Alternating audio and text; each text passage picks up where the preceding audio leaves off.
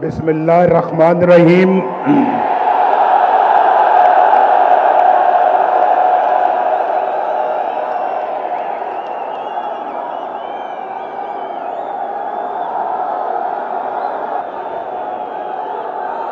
कहां से छेड़ूं फसाना, कहां से छेड़ूं फसाना, कहां तमाम करूं।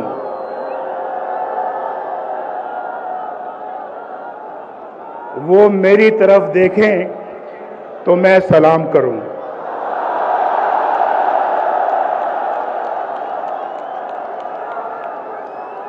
आज कई सालों के बाद आपसे मुलाकात हो रही है। बहुत सालों के बाद आज मुलाकात हो रही है। लेकिन आपसे मेरा प्यार का रिश्ता कायम और दायम है।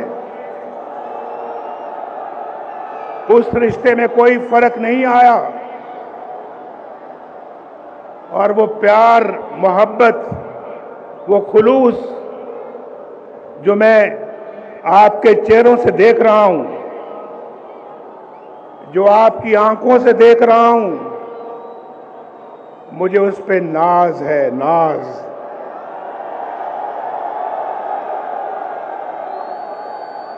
ये मेरा और आपका रिश्ता कई दहाइयों से चल रहा है और ना आपने कभी मुझे धोखा दिया, ना नवाज शरीफ ने कभी आपको धोखा दिया। जब भी मौका मिला बड़े खुलूस के साथ आपकी खिदमत की। जब भी मौका मिला दिन रात एक करके पाकिस्तान के अवाम के मसाइल हल किए